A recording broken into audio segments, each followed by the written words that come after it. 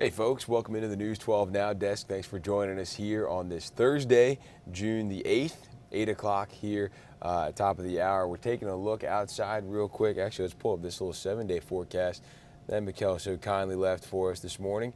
Looks pretty good right now, a little bit cloudy. We did have a little bit of a rain as I was coming in this morning. Not sure if you guys saw any of that out there, but thankfully nothing like the other day where we had all that crazy lightning and the big storms there. Just a little bit of a sprinkle as I was heading out this morning. But okay, things look pretty good today, and traffic was moving pretty smoothly. There was a lane closure out on Gordon Highway. If you're heading out towards Fort Gordon that way, it looked like it was going westbound just past Fort Gordon if you were going west, a little bit past the post there. But I think that was finishing up at about 12:30 today, so hopefully not too much longer we'll have to deal with that. There are hurricane evacuation drills going on in South Carolina right now, more towards the coast. We'll talk about that in a little bit. But first, we wanted to show you guys real quick how to subscribe to the YouTube channel. If you haven't done that already, just go to YouTube, search WRDW News 12, and then right here, just hit that little subscribe there. That'll keep you up to date with everything going on in the community. Just one way to do that. The other way, of course, is by downloading our WRDW streaming app on your Roku, Apple TV, Fire Stick, whatever your favorite streaming device may be. So those are a couple great things just wanted to mention real quick before we get into our top headlines, which we will do now. We're starting off in Columbia County, and as summer quickly approaches, kids are out of school, playing outside, swimming, playing some basketball, and if you've got a court in your neighborhood, it's usually a hot spot this time of year. But in one neighborhood in Columbia County, the HOA doesn't think it's a good idea to have that hoop anymore. One mom who lives in Crawford Creek says the HOA is getting rid of the court because of crime, but our Taylor Martin explains that may not be the case. It's quiet and quaint in the Crawford Creek neighborhood. I enjoy it here. My neighbors are nice. We're all friendly. But when the basketball court is open, one woman just feet away from it says all the quiet goes away. The locks on the gates have been broken multiple times. If they can't get in the gate because they don't know the code, then they untie the bottom of the fence and crawl under it. She says it's people who don't live in Crawford Creek who vandalize the courts and leave behind the smell of marijuana. Some neighbors say it's making the amenity a headache. But with the recent closing, two moms are fighting back. We received no notice stating that the basketball court was going to be shut down. It came as a surprise for some neighbors and most importantly their kids who use the court often. It's an amenity they expected to have when they moved to the neighborhood. There's an amenity available to help him further himself and develop more in his craft and his skills. And now it's no longer there, and it's gone without explanation. It's very upsetting. In an email sent to residents, the Homeowners Association states the court isn't being used in a manner that is in keeping with the Crawford community. But according to the sheriff's office, a record of criminal activity at the court doesn't exist. No reports have ever been made for vandalism or any other issue. I genuinely wanted to know what criminal activity was spotted or was reported because, again, that affects us. It affects us all. Leading some neighbors to believe it isn't the undocumented crime, but the people using the court they have a problem with. Neighbors on both sides of the issue really just want some common ground. They're just not sure on exactly what that looks like. We did reach out to the Homeowners Association for a comment, did not hear anything back, but of course we will let you know if and when we do. One person is injured and another arrested after a shooting at Walmart. Dispatch says the shooting happened around 7:30 at the Walmart, on Whiskey Road in Aiken. As of right now, no word on the condition of the victim, but our Laura Warren spoke to an eyewitness, James Williams, about that incident. We were standing there, we were grocery shopping. We heard the shot, and my wife thought it was somebody knocked over some glass or something. And a woman hollered behind us. Whenever I turned around, I think I went down like 2 aisles, and I seen the girl laying there. And I took off running toward her, and seen that there were several people around her, and they directed me into the area where he was at. And I chased him all the way out till he went out the door. And as soon as he went out the door, I cut back through around the sporting goods and started getting people out of the store because I didn't know if anybody else was in there. So how did once you chased him, did you tackle him? Did you catch him? How did that work? No, ma'am. He went over the fence out of the garden section, from what I understood. Once he went through the doors of the garden section, I went left, and whenever I went left, I started getting people out of the store, and whenever I got back over there to the girl that was shot, we were loading her on the stretcher, and one of the officers there said that they had caught him, and they caught him at KFC, is what they said. They told me. My goodness. So what did you see about the situation? Did he have a weapon in his hand as you were chasing him? What did he look like? When I seen him, he did not have a weapon in his hand. When I seen him, I don't know if he got rid of it, because he was all in the clothes section. And I don't know if he got rid of it there, but he was kind of a short, younger guy, kind of bald-headed. And, that's it. To me, it looked like something that maybe it was, he was just in there to do that. He didn't look like he was, he was pinpointing anybody out. So bizarre. I did just get off the phone with the public safety office, and I was like, is this targeted or random? And he kind of hesitated and was like, it's too soon for us to say, but we do not think this was targeted. So there is only one victim. How are you feeling right now? And it was a young girl, correct? It was. How are you feeling after all of this? I feel fine. I was trying to react like if it was my daughter, so I could just imagine what they're going through. It's so random, you just never think you're going to be around something like that. That's what my wife said. You never know what happened. And again, investigators aren't saying much about the gunman just yet, but of course we will keep you updated as soon as we get more there. Two parents in North Augusta have been arrested in suspicion of child abuse after their baby was admitted to an Atlanta hospital with several injuries. Danielle Davis was arrested Tuesday and charged with abuse and inflicting great bodily injury on a child. She's in the Aiken County Jail with bond set at $50,000. Last month, Daryl Timpson was arrested and charged with inflicting great bodily injury to a child. He's in jail with bond set at $60,000. New details about a weekend crash that killed a 63-year-old man in a wheelchair on Deansbridge Road. The accident reports say he was at fault in that crash. Crash reports, the Richmond County Sheriff's Office say John Cummings was riding his power chair on the side of the road. A car going that same direction hit Cummings in the back, throwing him from the intersection of the Ridge Road to Deansbridge Road. The driver told deputies she didn't see him until that last second.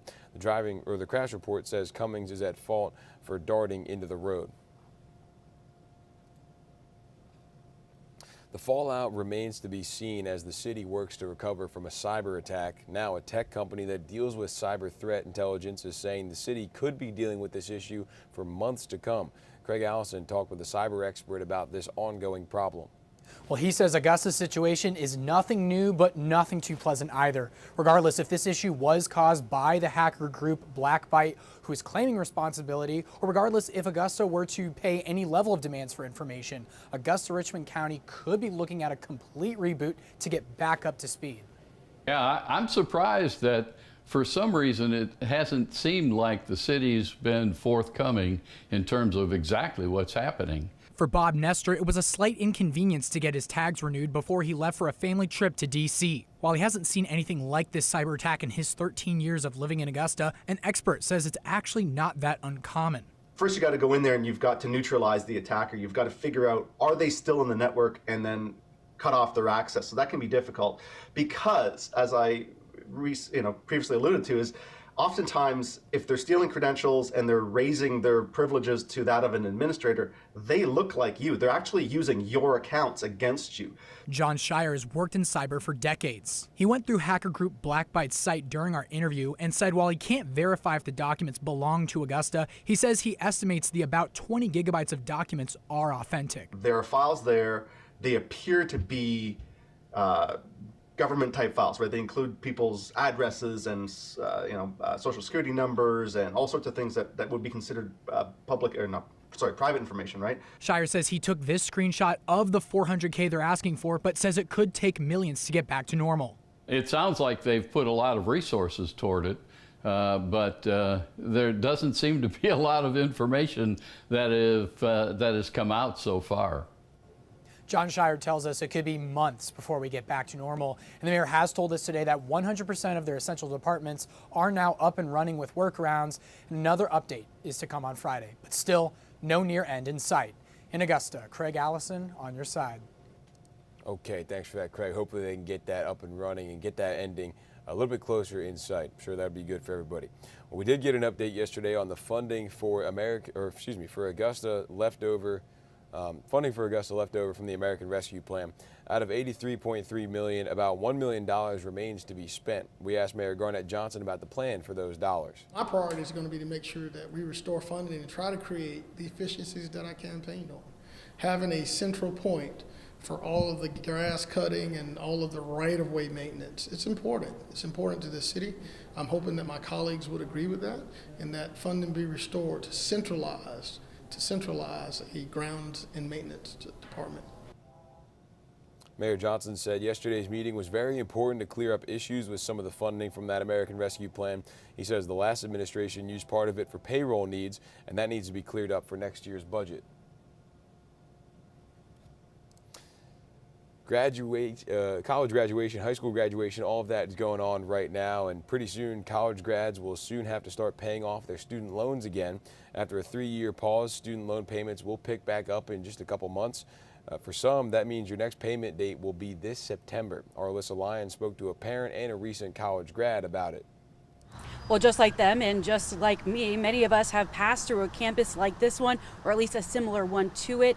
Now they're going to take another look at that budget and really just make some adjustments because they are on their way. But one thing that they haven't been dealing with is that stifling inflation. I was really bummed. It's back, even though you wish it wasn't. I just kept thinking they'll keep pushing it off. Surely there's so much more going on in our government right now. They'll just push it off and not have to deal with us getting upset about it. Time to open up that dreaded Excel sheet. I was definitely paying more on my car payment than I need to just to try to pay it off faster, but now I'll just have to take away from that and just be stuck with both debts longer. A lot of people repurposed that money during the pause, whether it was for a car payment or starting a family. I was able to financially put a lot of that money that was a part of the budget towards student loans into being able to have a child and what that all entails. Now she finds herself waiting for the next shoe to drop. They're saying it's coming up, and so we're geared up again, but if it's pushed back again, that it changes our life, and especially having a new little one in our family, it just makes it harder. Getting answers hasn't been easier. I definitely have reached out to the loan provider and have tried to contact by phone, if it's by email. The response, because they're so backed up at this point, it's really hard to even discuss or talk about that repayment plan. The end of student loan forgiveness comes as the Supreme Court continues to debate the legality of the Biden administration's want to erase student debt. The Supreme Court will have a final ruling on that decision by the end of June. All right, thanks for that, Alyssa. Certainly a lot of people going to be impacted there. The North Augusta Department of Public Safety is facing a federal lawsuit. One man claims they violated his civil rights after arresting him for a murder he says he couldn't have committed. Alan Michael Johnson says the department kept him locked up months after they knew he was innocent. And as Hallie Turner reports, in the past 10 days, that has now moved to federal court. What began as an arrest for murder is now a civil rights lawsuit sitting in the hands of the federal court. Alan Michael Johnson filed the lawsuit May of last year. He says 5 public safety officers arrested and charged him in the murder of a 19-year-old back in 2018, but claims days later the officers had information showing it was not possible for Alan to have committed the murder. Alan says rather than taking the steps necessary to get him out of jail without charges, the officers pushed forward in the prosecution, keeping him in jail for 2 years. The lawsuit also claims before Alan was released from jail, his constitutional right to meet with his lawyer in private was taken from him as officers eavesdropped on the conversation. The lawsuit says they were grossly negligent in their training and did not care that they were violating his rights. All of this caused long-term effects on Alan, including mental anguish, lack of freedom, and more. In August of last year, Aiken County filed their response listing out multiple reasons why they believe they are not liable. In Augusta, Hallie Turner on your side. They say the officers were acting in good faith, and it ends by saying any damage Allen suffered was due to a third party that they had no control over. Orangeburg County is set to get $1.5 million to preserve sites tied to the civil rights movement, and a portion of that grant will go to help revitalize the All-Star bowling lanes. The business became the site of protests that led up to the Orangeburg massacre in 1968 that left 3 people dead and 28 others injured. Phase 1 of the preservation, which is near completion, includes putting a new roof on that building. It's a beautiful thing to happen. You're taking something negative, and the All-Star bowling lanes are going to make it a beautiful, not just a memory, but also something that you can reflect back on and say, hey, this never should ever happen again. And kids need to know that. The bowling alley is expected to take about 2 years to finish, and when it's finished, it'll be the first of its kind civil rights museum, complete with 16 active bowling lanes. One graduation ceremony or I guess there were a couple graduation ceremonies yesterday at the USC Aiken Convocation Center. This is the class of 2023 from the Aiken County Career and Technology Center. They took the stage at graduation. And then Wagner Sally High School was yesterday as well, just after this one. So congrats to them. We've got 3 today. South Aiken is today, Midland Valley is today, and there's one more that I am forgetting. But there are 3 today. What do you might think about it for a second? South Aiken, Midland Valley. Darn. Forget who the third one is. I apologize to that school, whoever it may be. Officials report a rise in violent crime across the state stemming from gangs. The Georgia Gang Investigators Association estimates there are more than 1,000 gangs in metro Atlanta alone, connected to about 70 to 80% of crime. State House reporter Abby Casores shares how the Georgia Bureau of Investigation is using modern technology to find out where they are and connect them to crime in the area. Gang recruitment is on the rise. Latest numbers show more than 71,000 gang members across the state. And now that school's out, police say you can expect more gang recruitment and more crime. Is this the best move I can make? Make your next move your best move. Make your next Orrin move Hudson, chess champion and the founder of Be Someone. If your opponent play E5, play bishop to Charlie 4. Hudson joined a gang as a teenager, but a chess mentor gave him another way. In my teens, making bad choices, mostly associating with the wrong people, and just following the follower. Now he uses his nonprofit as an after-school and summer program to give teens a productive outlet. Gang stuff is only going to end, you're going to either be killed or get locked up in jail. You have 2 options. Keeping kids out of gangs is key. GBI agent Ken Howard says they need parents and community members to help, while the GBI's gang task force is working across the state with local law enforcement, scouring social media, and investigating anyone recruiting. Our gangs are recruiting all over the school systems in the state of Georgia. Recruiting even in elementary school. He says gangs are behind the majority of violent crime in the state. Their data shows that violent crime in the state is increasing. They estimate that a murder, robbery, rape, or aggravated assault occurs every 15 minutes. We identify who the criminals are, who they network with, who they interact with, who they commit crime with, through various investigative techniques. And then sometimes a local partner, they may respond to a violent crime and identify a suspect, and that just so happens to cross with the intel that we've built on this organization. Recent legislation signed into law by the governor would increase penalties for anyone caught trying to recruit a minor into a gang. 10 years with a chance to lessen that sentence if they give up information on someone else in the gang. That bill goes into effect July 1st. In Atlanta, I'm Abby Casores. Thank you for that, Abby. Also, the Aiken Scholars Academy was the 3rd school graduating today. Again, apologies for them for forgetting that one. But yes, so we got South Aiken, Aiken Scholars Academy, and then Midland Valley, all at the Convocation Center. Okay. In the wake of several train derailments this year, rail companies like Norfolk Southern are holding several simulations across the U.S. to prepare first responders. Madeline Montgomery shows us how a specialized train helps them know what to do in case of a real emergency. An image burned into people's minds. The Norfolk Southern train derailment in East Palestine, Ohio, that leaked thousands of gallons of toxic chemicals into the environment and displaced thousands. We have committed over $35 million to help the community recover and help the community thrive. Norfolk Southern's president also saying the transportation company is committed to safety anywhere their railway is. That's where this training comes in. It's about prevention, it's about mitigation, and it's about response. Last year we had the lowest number of derailments on Norfolk Southern in the last 2 decades, and we can get better. Firefighters from East Point, College Park, and Hateville came out to East Point Yard to get their hands on a real train to learn how to handle emergencies that come about on a railroad. The training with the first responders is all about the response, making sure that they understand what happens on a rail train. We want to make sure that they have exposure to this. Governor Brian Kemp and Georgia's First Lady also made an appearance to show support for Norfolk Southern, whose headquarters moved to Atlanta at the end of 2021. We know how important training like Norfolk Southern's been doing, training 5,000 first responders a year, literally moving this train all over the country to do that. We know how important that is.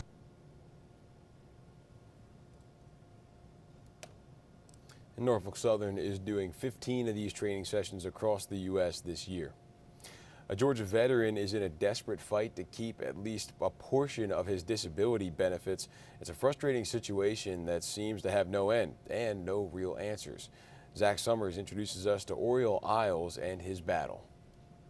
When Oriel Isles received $40,000 in separation pay in July 2018, he thought it was a parting gift for his 10 years of service in the U.S. Marine Corps. The 37-year-old honorably discharged following injuries he suffered while in combat in Afghanistan. I wasn't able to pick up the next rank of staff sergeant with PTSD, TBI, and various wounds that I became on myself while I was in the service. The Department of Veterans Affairs approved Isles' disability compensation totaling $4,300 a month in 2019. However, last year he learned that he'd have to pay back the $40K in full, and the money would be recouped from his disability benefits. They're taking all of it. They're not taking just a decent amount. They're taking all of my disability compensation. The married father of 3 stressed over what the loss of $4,300 each month through the end of the year will mean for his family. He submitted a hardship appeal, asked to be put on a repayment plan, but was denied. You're taking someone's livelihood away. There's no humanity behind that. I don't want to be a homeless vet. I don't want to put my family in that predicament. In an email to Atlanta News First, a spokesperson for the VA called Isles' situation unfortunate, but explained the law prohibits the VA from compensating a veteran who also receives certain separation benefits from the Department of Defense until the separation amount is recouped. The agency said it's to avoid duplication of benefit payments for the same service. Just have a heart. The U.S. Army says it's finished an investigation into the death of a Fort Stewart soldier. It's been almost a year since PFC Denisha Montgomery was found dead in her barracks while deployed in Germany. The Army says the death has been ruled a suicide, and no one will be charged as a result of that investigation. Let's go across the river here to South Carolina. A group tasked with studying South Carolina's growing teacher shortage has now released its recommendations for turning that troubling trend around. It comes after months of meetings, public input sessions, and studying the issue. Our State House reporter Mary Green has the details on what they're now recommending. The task force was chaired by a former state superintendent of education and made up of lawmakers, current teachers and district superintendents, and other education leaders. In total, they're making 23 recommendations to address teacher recruitment and retention.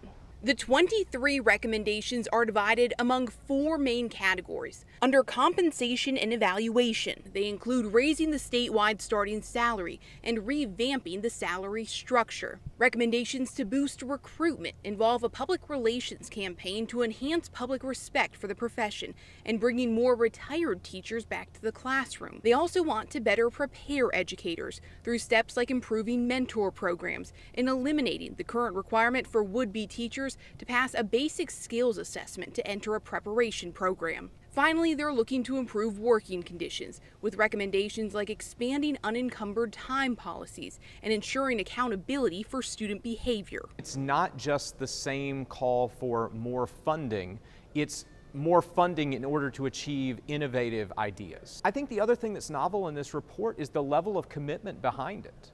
The governor, the Speaker of the House, the President of the Senate all showed up to the first meeting and expressed their support. Superintendent Weaver has called this report a roadmap for how we move forward in South Carolina. Some of these proposals would require legislative action, meaning they wouldn't be able to be taken up before next year. Others would only need action from the State Department of Education or individual school districts to implement. Reporting from the State House, I'm Mary Green. All right, thanks for that, Mary.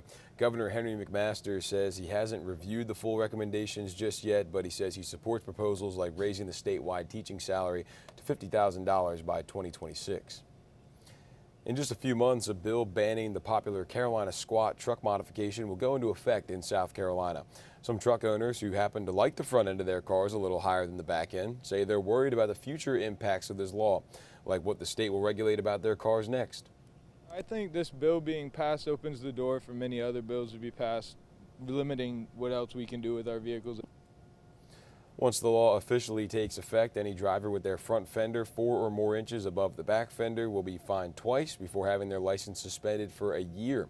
Senator Luke Rankin, who sponsored the bill, says the Palmetto State is known to respect individual rights and liberties.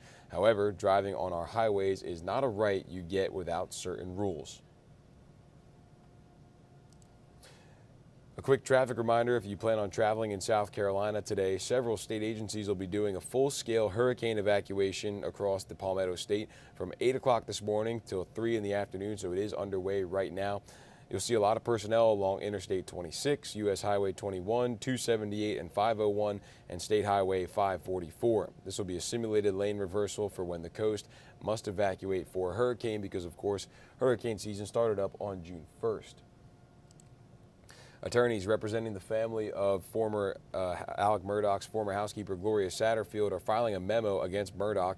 It opposed Murdaugh's recent motion to rescind confessions he made regarding Satterfield's death. Satterfield died back in 2018 after falling downstairs at the Murdaugh's Colleton County property. Satterfield's family received millions from a wrongful death lawsuit, but Murdaugh later confessed he stole the settlement money from his own insurance company and admitted to owing the Satterfields more than $4.3 million. South Carolina's Attorney General is calling on the Federal Communications Commission for a clear ruling on robocalls. Attorney General Alan Wilson is asking for the agency to clarify federal rules that require telemarketers to have consent between a consumer and a specific business before making robocalls and sending texts. The FCC's amendment would let you consent to robocalls and texts.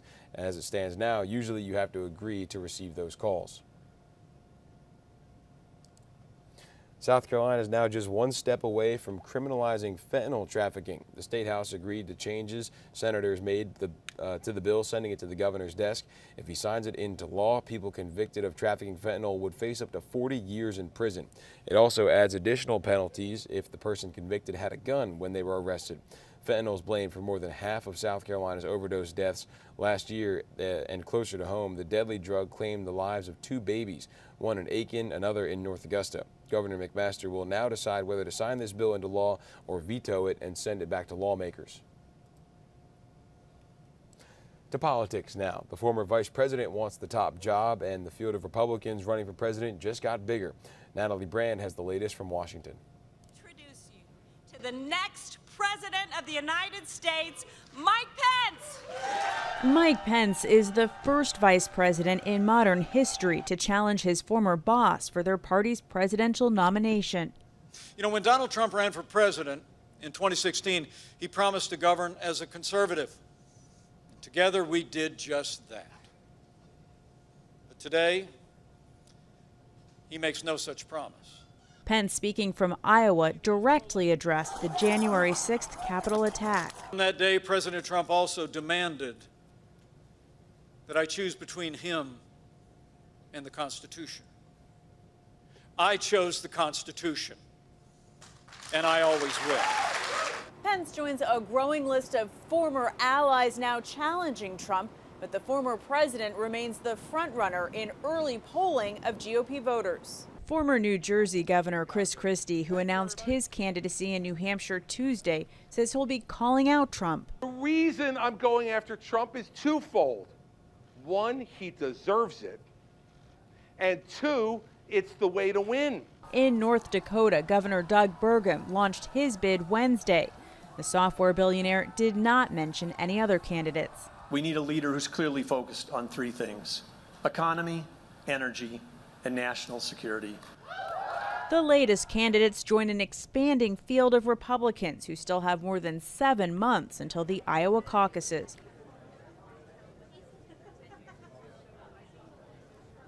So still a long way to go until that. Lot can happen between now and then. But as of right now, as we said, Donald Trump has a stranglehold on the primary polls right now, leading Ron DeSantis by a good bit. Florida Governor DeSantis, who announced his candidacy last week, campaigned in Arizona and did a tour of the southern border. Well, millions of Americans are facing air quality alerts in more than a dozen states as Canada is facing what's shaping up to be the nation's worst wildfire season ever. Smoke from the fires is filling the air over much of the northeastern U.S. and now parts of the southeast as well. Bradley Blackburn's in New York, where the air quality closed in on all-time lows. In New York, air quality plummeted to hazardous levels, with the governor calling the situation an emergency crisis. Stay indoors.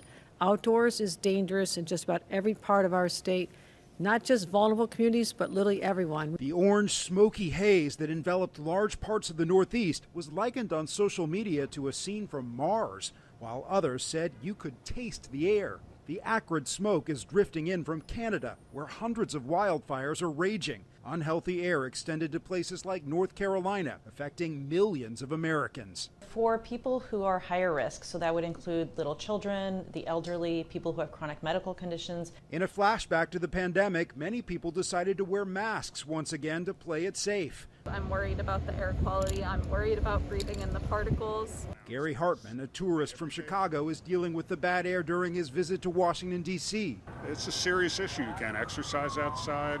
People with asthma and respiratory disease can't stay outside for long. What do you do about it when another country is responsible for your pollution?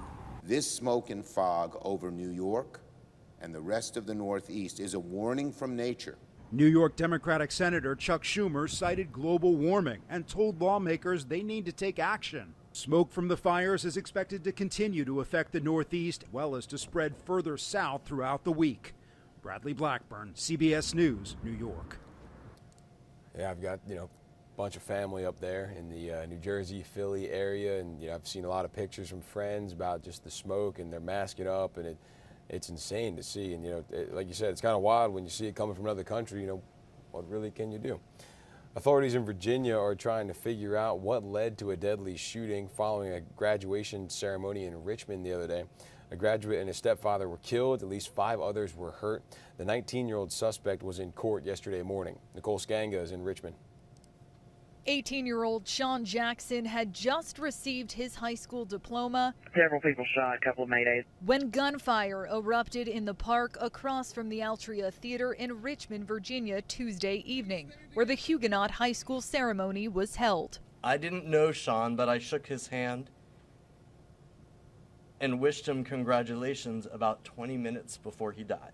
Authorities believe an ongoing dispute between Jackson and the suspected gunman, 19-year-old Amari Pollard, led to the fatal encounter. I wouldn't say he was waiting for him. I think there was an interaction, and then it appears that the suspect went to his car to retrieve the gun and then returned.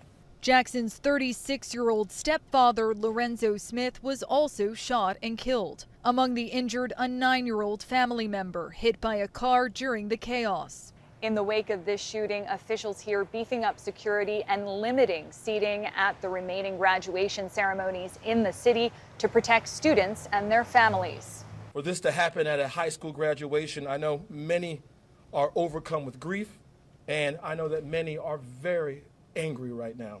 We will heal, we will recover, and this will not break us. The interim police chief says the suspect, who was not on their radar, surrendered peacefully not far from the scene. He faces 2 counts of second-degree murder and is being held without bond. Nicole Skanga, CBS News, Richmond, Virginia. The police chief says officers recovered handguns at the scene, including the one used in the attack. They're asking anyone with video or other images of the event to send them to investigators who are working on that case. A new report from the Johns Hopkins Center for Gun Violence Solutions says gun violence in the U.S. hit a record high in 2021 with nearly 49,000 gun deaths. Out of the last 9 years, Augusta saw its second most shootings in 2021, followed by its highest total last year. The report also says guns are the leading cause of death for kids and teenagers in the U.S. Firearm-related deaths soared during the first year of the pandemic and spiked again in the second year. Search and rescue teams have ended their efforts at the partially collapsed apartment building in Davenport, Iowa. That's after the remains of 3 remaining missing people were recovered from the 6-story building. Fire crews said the search was extremely dangerous, saying that each time rescuers entered the building, it shifted and they could have been crushed at any moment. Now a lawsuit's been filed against the building owner and the city, accusing them of both knowing about the building's structural problems but failing to act before it collapsed. A lot of this stuff could have been prevented, and it's sad that it had to come to this point right here to where everybody's now noticing what was going on. The lawsuit also says the owner tried painting over cracked walls to hide that threat. Crews are now working on carefully removing debris from the site before a total collapse. Unemployment is near 50-year lows, but employers are getting worried about a slowing economy and taking on new hires. It's affecting the newest members of the workforce, with some graduates losing a job offer after they accept them. Brian Chung has that story. Weeks after graduating from the University of Virginia, Liliana Nabhan's bags are packed to move across the country for her first ever job at a tech company in San Diego. So I was just mostly excited to get started with my career. But just days before graduating, the company that hired her said it was pulling her job offer. Hearing that I was going to have to go back to the drawing board and re-find a job was, obviously really disheartening, especially being so close to my college graduation. Nabhan is among a group of young job seekers increasingly sharing stories about landing jobs only to have those job offers rescinded. Rescinded offer comments have risen 50% from last year on Fishbowl, a networking platform operated by job site Glassdoor. Companies like Meta and Amazon have acknowledged pulling job offers as they also lay workers off with concern about a slowing economy. It's largely a reflection of what we're seeing in the broader job market. So this tends to be more white-collar related roles, and it tends to be interns or new grads. LinkedIn says hiring for entry-level jobs requiring a college degree is down 45% this year, and some with firm offers are being told to wait to start. A study from Intelligent.com says 28% of business school grads have had their start dates pushed to next year. Experts' advice to grads nervous about those early offers: don't stop job searching, research the company's financial standing, and cast a wide net. Make sure that the skills you're working on are transferable to other industries or other jobs. Nabhan is moving to San Diego anyway for a fresh start. Pick up a waitressing job somewhere, or maybe just take some time to kind of pivot and really figure out what I want to do. Can't imagine what that's like for these kids right now, thinking you got it figured out, ready to go into the real world, and then bang, taken away just like that. So hopefully she lands back on her feet soon. To a neighborhood feud that turned deadly in Florida now, a woman is claiming self-defense after killing her neighbor by shooting the mother of 4 through her front door. Mark Strassman reports some are upset that it took 4 days for police to make an arrest. Susan Lawrence, witnesses say, was that neighbor. Beyond unpleasant, she tormented her community, shouted racist insults at little kids. But ugly turned to deadly last Friday. Police say Lawrence killed A.J. Owens, a mother of 4, by shooting once through her locked front door. When does a person get shot for knocking on a door with their 9-year-old son standing next to them? At this apartment complex, 2 of Owens' young kids have been playing outside. Police say Lawrence yelled at them, threw a skate, swung an umbrella. Then police say Owens knocked on her door for an explanation. Gunshot. She had a 12-year-old that is also blaming himself because when he responded, he couldn't save his mother. Lawrence was charged with manslaughter. What eats at Owens' family, police took 4 days to make an arrest. This will encourage people to shoot black people first and ask questions later. And we can't send that message. Police say Lawrence has claimed self-defense under Florida's Stand Your Ground law. She could be facing a 30-year charge, 30-year sentence on the manslaughter charge.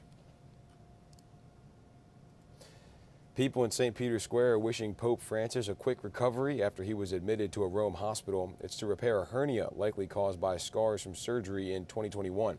He is now out of surgery. The Pope, who's 86, gave no sign he was about to be hospitalized for planned surgery during his general audience in St. Peter's Square, where he was in good spirits, stopped to kiss babies, and lingered to chat with newlyweds. Shortly afterwards, he left the Vatican for a Catholic-run hospital a short drive away, which has a 10th floor suite reserved for popes. Obviously, we pray for him and hope for his quick recovery. And I'll say Ave for him very soon. The surgery is the third hospital stay for Pope Francis since he took the papacy in 2013. Punches thrown, tensions heated, protesters riled up at a debate in California over gender and sexual identity curriculum. It happened outside a school board meeting in Glendale, which is outside of LA. The issue of how gender and sexual identity should be taught in schools, if at all, is extremely a hot-button issue there. Police took at least one person into custody and declared an unlawful assembly to clear that crowd. The superintendent says they have no agenda and are following state law regarding LGBTQ+ students and curriculum. Poet and best-selling author Amanda Gorman is speaking out in her first TV interview since her latest book was restricted by a Florida school. In 2021, Gorman became the youngest poet at a presidential inauguration in U.S. history. Her poem, The Hill We Climb, was later published as a book. Recently, a Florida elementary school removed that book after a parent filed a complaint. Just because a book is still technically in circulation doesn't necessarily mean that the access to that book has been preserved. I'm fine with some parents not liking my poetry. That's completely in your right. But when we get to the situation where that one person dislike of my work leads to everyone else not having access to that, that is a huge issue, I think, because it encroaches on our freedom to really absorb and love and enjoy literature from where we are. In a statement, Miami-Dade County Public Schools said, quote, no literature has been banned or removed, and the school determined The Hill We Climb was better suited for middle school students. A new study suggests putting more electric vehicles on the road could save thousands of lives over the next few decades. The American Lung Association released a new report on the health benefits of zero-emission cars and electricity yesterday.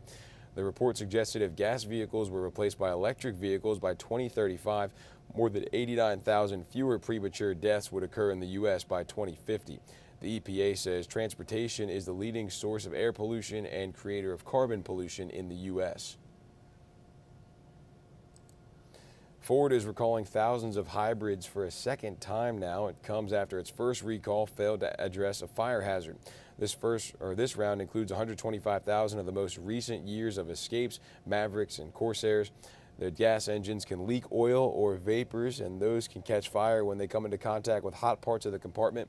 The vehicles are hybrids or hybrid plug-ins, so people could keep driving with a failed engine. If you see your VIN number is included in this or any other recalls on the National Highway Traffic Safety Administration's website.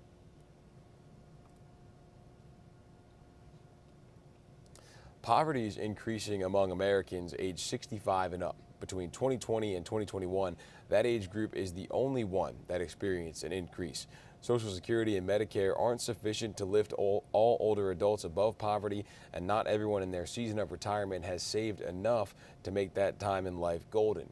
Dawn G joins us to share helpful information for caregivers, the disabled, and those 65 and older who just need a little or a lot of help making ends meet. The years in life move so fast, it is easy for you to be ready to step away from the workforce, but the funds you save may not be enough to support you when you do. If you find yourself in that position right now and you need help, the good news is help is a website or a phone call away. We're seeing that older adults are increasingly finding themselves in poverty, and that number has been increasing since 2021. According to the latest U.S. Census Bureau data, the number of older people in the U.S. living below the poverty line rose from 8.9% in 2020 to 10.3% in 2021. Older adults are having to make really tough choices about daily essentials. Are they going to pay their rent? Are they going to pay for food, or are they going to pay for, for their prescription drugs? Data from the National Council on Aging revealed over 15 million adults aged 65 and over are economically insecure, with incomes below 200% of the federal poverty level. The National Council on Aging also steps in to help older adults and those with disabilities connect with benefit programs that can help when they are in need.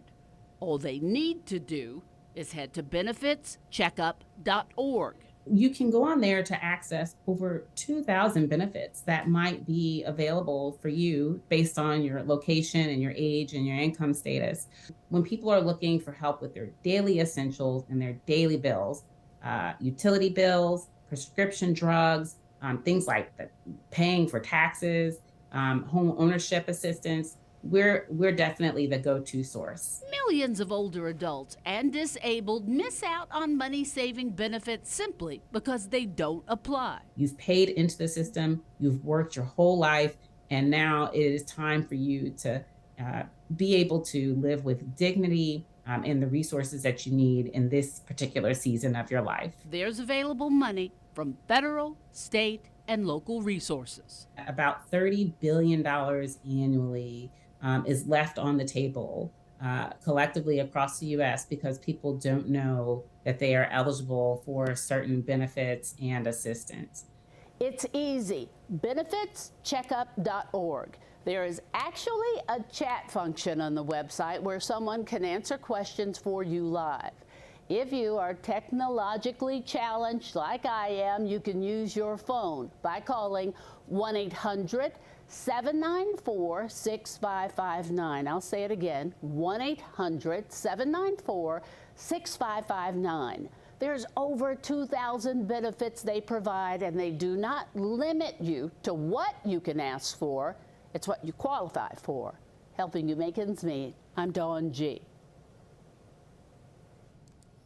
A popular drug maker is suing the federal government, plus a popular baby item is linked to a number of infant deaths. Chanel Call has the business news headlines from New York.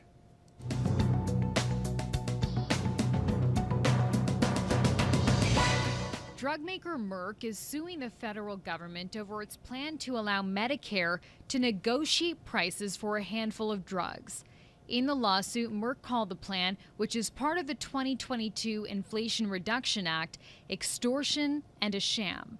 Some patient advocacy groups have slammed the lawsuit, and the Secretary of Health and Human Services responded, saying, quote, "The law is on our side." Federal regulators say a once popular baby pillow that was taken off the market 2 years ago is now linked to at least 10 infant deaths in the U.S. Boppy's newborn lounger was originally recalled in 2021 after 8 deaths were reported with its use due to risk of suffocation.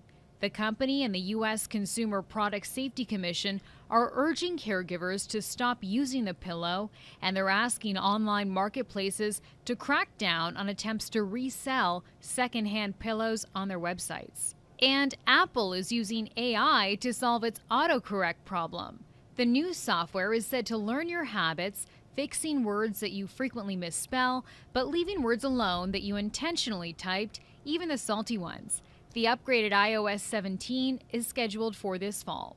That's your CBS News Money Watch report. For more, log on to cbsmoneywatch.com. At the CBS Broadcast Center, I'm Chanel Call.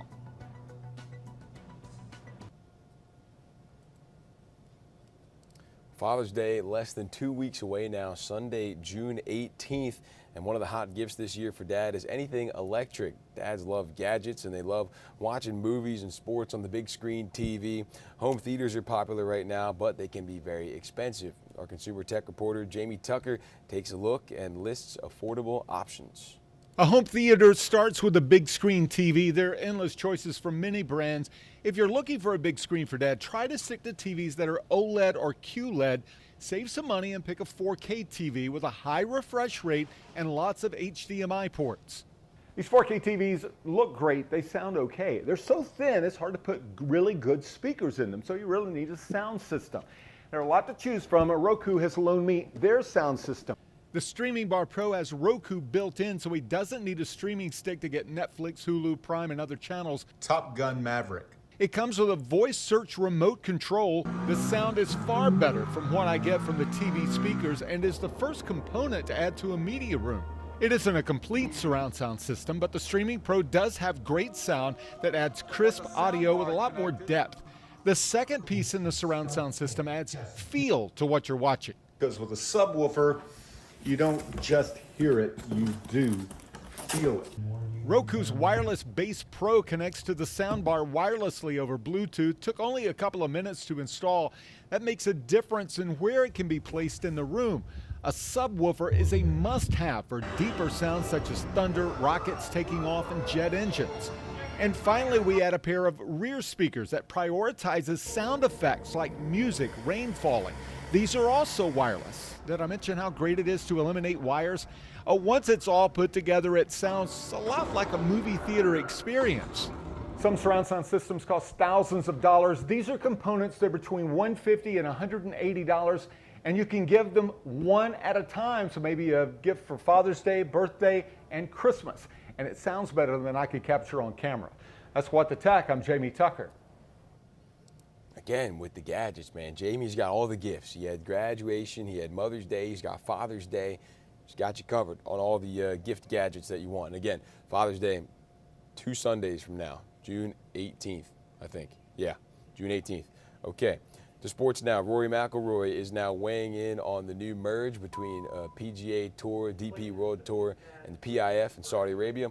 And a local golfer has qualified for the U.S. Junior Amateur Championships. Dan Booth has that. Good morning, everyone. News of the merger between the PGA Tour, the LIV Golf Tour, and the DP World Tour caught the majority of, if not all of the players off guard. And since LIV Golf began its inaugural season last year, no player has been more outspoken in support of the PGA and against the LIV Golf Tour than Rory McIlroy. Rory and the rest of the players who decided to turn down massive contracts worth tens or even hundreds of millions of dollars from LIV Golf find themselves in a tough position where they don't know if they can trust PGA Tour Commissioner Jay Monahan. When speaking with reporters, Rory addressed whether or not the new tour should discipline the players who left the PGA for LIV.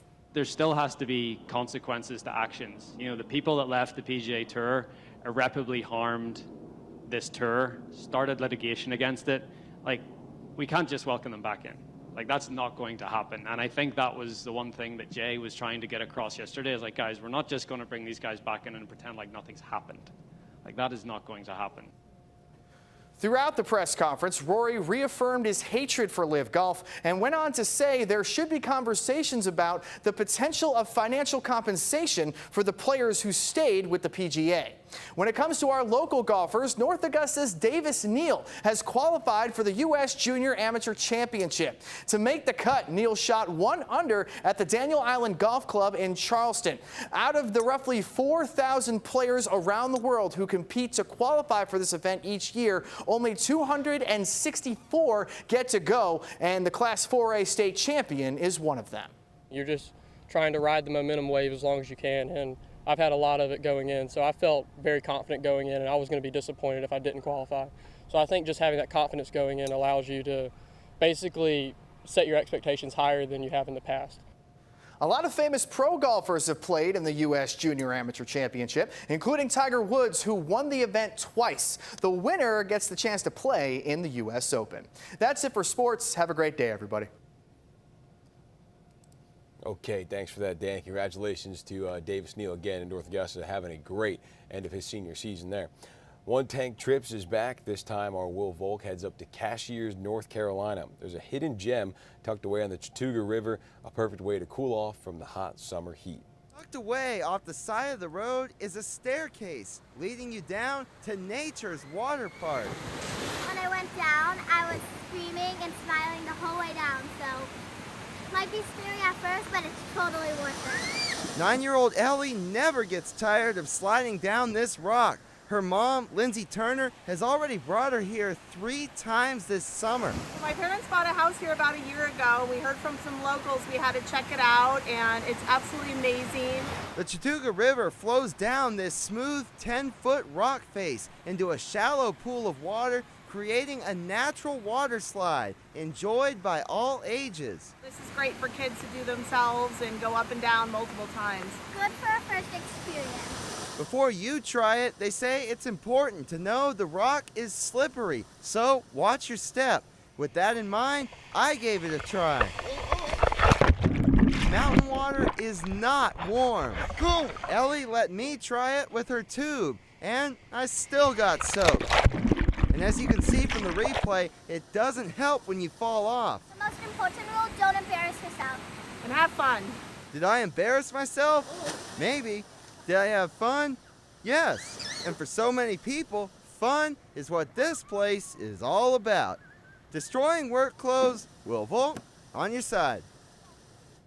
I'm gonna start a GoFundMe to get Will Volk a bathing suit, man. He's just always getting his suit pants dirty and his socks, and he's a belt on and a nice shirt. But it makes for good TV, doesn't it? We always appreciate the effort that he puts in and the sacrifices he makes to get those stories for you. And cashiers, you want to go to that Sliding Rock, it is free to go to. It's about a 3-hour trip from Augusta, but you should be able to make it there on 1 tank of gas, because that's the name of the segment. So go check it out. Okay, you can find out about these stories and much more up on the website. Be sure to download the streaming app, check out the YouTube channel. I'll be back here a little bit later on, but go to Morning Mix. You got about 4 minutes until that kicks off. We'll see you back.